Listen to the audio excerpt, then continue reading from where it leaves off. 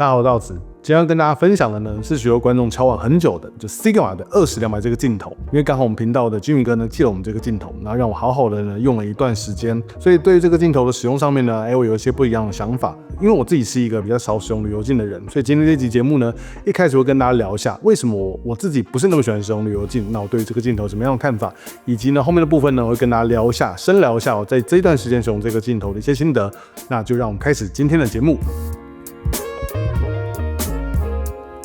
那第一個部分呢，我想跟大家先聊一下關於旅遊鏡這件事情哦。那像這個鏡頭，它是20-200mm，我認為在旅遊上這個焦段非常的方便，10倍的光學變焦，20，其實我覺得就像我們之前所講過一樣，我覺得20在廣角上呢非常的足夠。如果真的不夠，再帶一個16定焦，我覺得是一個很棒的組合。那200呢，也是進可攻退可守，你可以稍微拍一點簡單的鳥類，你也可以帶一點城市壓縮感。你拍個人像的話，即便光圈很小，造成的前景深效果呢也是很不錯的。所以我自己認為呢，20-200這個焦段算是非常的好。但即便是這樣子，如果今天你問我會不會去使用一顆20-200的鏡頭，以我自己的想法來說，我可能會把它拆成2塊，可能會使用20-70配上70-200的這兩個組合。即便是 F4的鏡頭，那跟這個旅遊鏡比起來呢，光圈還稍微大一點。那另外就是畫質上，我們都知道光學變焦的範圍越大，畫質多半呢都必須要妥協一下。所以在兩者去衡量上面呢，我自己會覺得，其實 F4的恆定光圈的變焦鏡頭，你使用2顆鏡頭來抵一個旅遊鏡的話，我覺得會是一個不錯的選項。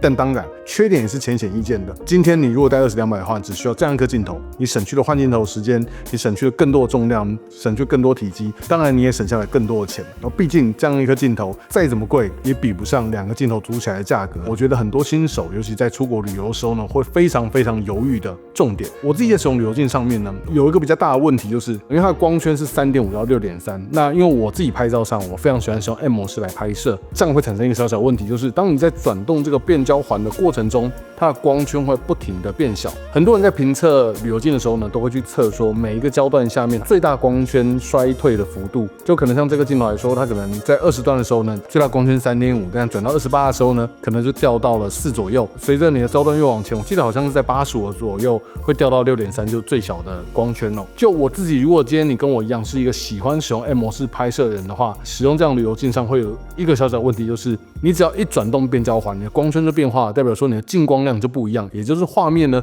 會隨着你的不停的在轉動這個變焦環，會忽明忽暗。那這時候要怎麼解決呢？很簡單，你可以設定成各種類型的自動曝光，不管是 A 模式、S 模式或者 P 模式，甚至自動模式都可以解決這個問題。參數上就不是那麼好去由你自己所控制。我覺得2種方式，一個就是你就使用自動模式，固定的 EV 值，再透過 EV 去跟相機去溝通，是一件蠻累人的事情。而且就我自己的相機上啊，我很普遍會喜歡把像Sony的 EV 轉盤呢，我可能把它換成調白屏或其他功能。就我自己在使用像這樣子的非恆定光圈的變焦鏡的時候呢，普遍會把我的光圈呢就直接設在它望遠端的最大光圈。像這個鏡頭呢，我其實會把它當成20-200 f6.3 這樣子的鏡頭來使用。它在廣角的3.5到6.3之間這些數值呢，我可能留着。比如說今天進入夜景了，我今天真的有需要把光圈再開大一點的時候再使用。而且另外一點就是呢，像這樣的鏡頭呢，因為它的變焦範圍比較大，那我們都知道，當變焦範圍很大的時候呢，多半在可能比較極端的焦段，它的畫質不會那麼好，這個是沒辦法的，因為它為了要達到更大的方便性，必須犧牲一些東西。那稍微縮點光圈呢，也可以提升到畫質，所以我覺得，算是一個我自己在使用像這樣的鏡頭比較妥協的方式。而當你今天使用這樣旅遊鏡的時候呢，多半大家也會選擇在比較白天的戶外來做使用。所以在6.3的光圈呢，你要說不行嗎？其實也還好，因為現在相機的高 ISO 表現都還不錯，所以像我自己在使用，無論是使用 A75 或使用 A1II 來搭配這個鏡頭，我可能很自在的會把我的 ISO 值可能設在640左右，我覺得那樣雜訊也不會很明顯。那同樣在使用6.3這個光圈呢，我可以很自在在20端到200端隨意的拍攝，都不會遇到什麼問題。那這是我現在呢在使用像這樣子旅遊鏡的一些方式。因為我帶着這個鏡頭，尤其過年的時候呢，帶着它整個台灣也繞了一圈哦，拍了不少照片。那我自己的感覺上來說，確實很方便。因為20端呢，一直都是我很推薦大家在使用廣角的時候可以嘗試一下的焦段。很多時候在室內建築跟戶外要拍那種大大的廟啊之類的地方，有20啊，我覺得還是比24來的又方便很多。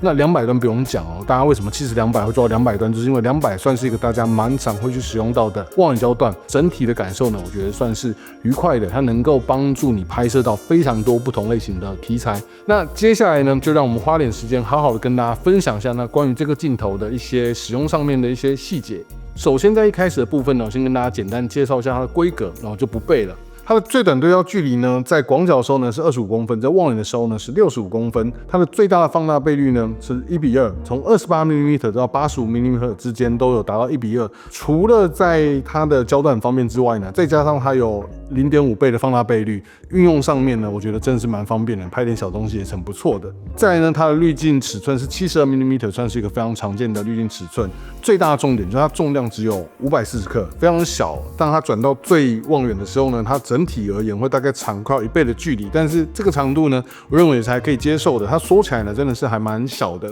而且它有附上了防止垂頭的這個 lock 鈕，也就是說，當你今天縮到最廣角端的時候呢，你可以把它 lock 起來，就不用擔心它長時間使用之後會有垂頭的問題。那另外呢，它是沒有光圈環設計的，因為這是一顆比較輕便的鏡頭，大致上是這樣子。那在畫質跟影像上面的表現呢，我稍微在不同的焦段下都拍了一些照片，去稍微比較一下。我認為在20端最邊角的畫質是稍微比較差的，20的話，我自己在使用上可能會稍微把最邊邊裁掉一點點。我的體感上大概裁到22到24左右，我覺得可能會好很多。那還有另外一個問題就是呢，如果在沒有開啟修正檔的情況下，它的變形以及它的色散都是比較明顯的。那色散我覺得，除非是遇到比較強的陽光下，會特別明顯之外，一般的狀況倒是還好。但是它的變形呢，一直到大概130mm左右，都可以看到蠻明顯的變形。那這個時候呢，你就必須打開它的修正檔。再加上它的邊角失光算是我覺得比較嚴重的，所以尤其是在可能100端之前，它的周邊4個角的暗角呢也是蠻明顯的。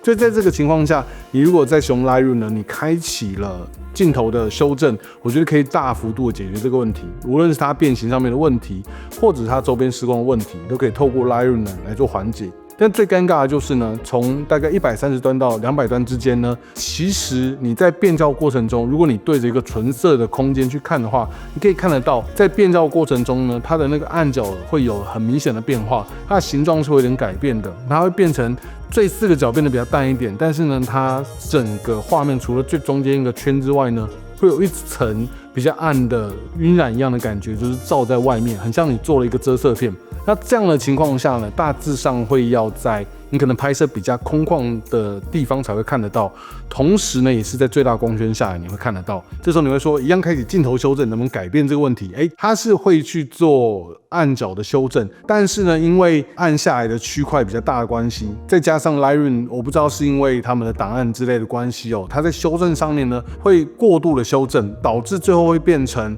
4個角呢反而是比較亮的。也就是說，除了中間跟4個角比較亮之外，中間會有一圈暗色的圓圈。如果你要拍攝一些比較乾淨的，比如說海平面，比如說天空，那我覺得那個照片呢就會變得比較難再去處理，因為你可能要沿着那個圓圈去做遮色片，或者去調亮度之類的，我覺得會比較困難一點。那要怎麼樣解決這個問題呢？就是再縮一點光圈。也就是說，當你今天要使用可能130mm以上的話，我會建議要關掉你的鏡頭修正的檔案，因為在130以上也不太會變形了。那這個時候呢，那個周邊失光呢，我覺得相對來說影響也沒那麼大。我自己在使用這個鏡頭的話，我的心得是，在使用130mm以下，你可以使用 f6.3 这個光圈，可以把鏡頭修正檔給打開來。那超過130之後呢，我覺得你要把鏡頭修正檔給關起來，同時呢，你需要縮一點光圈，我會建議可以縮到 F11。但還有另外一個比較可惜的地方，就是在 F11開始往後，它的畫質表現呢，就會明顯的看起來是稍微比較差一點。也就是說，最適合的光圈大小呢，大概就卡在 F8到 F11，你可能也不能縮到比 F11更小。對我來說，這個鏡頭它最適合，假設你今天完全要無腦去使用的話，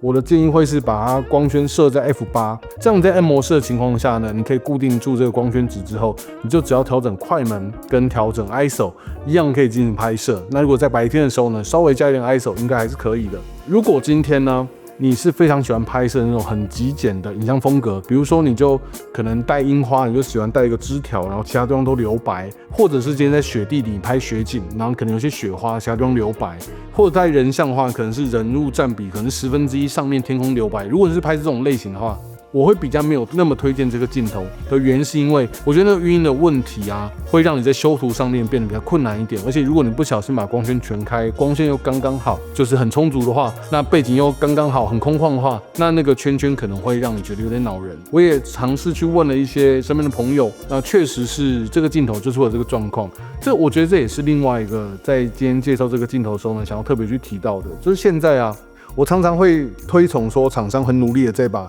鏡頭做輕做小，然後利用一些數位修正的方式，來讓現在的相機可以變得更便攜。我也相信，在光學上面呢，還是有它的極限在。在使用這個鏡頭在變焦的時候，你只要很專心的對着天空，在看那個變焦的過程，你是可以肉眼直接看得到陰暗的區塊呢，是隨着你變焦的畫面，它是會有一個變形的樣子的。可能在把鏡組縮到這個體積的時候呢，確實會讓在進光的時候會產生一點點小小的問題，所以我覺得這個是這個時代，我覺得不管是消費者或是廠商都必須要去注意到的一件事情。在我們追求一些輕便方便的鏡頭的同時，如果你對影像上面有一些追求的話，那我覺得也是必須要去找到這個鏡頭它最適合使用的狀態，這樣才不會說你好不容易去了一個很遠的地方，你拍了非常多照片，然後發現就是中間那個黑圈你不好處理，然後最後那個照片變得比較可惜。所以這個我覺得是特別需要注意到的事情。但撇除這個問題的話，現在這個時間點，我覺得它算是個蠻具有里程性的鏡頭。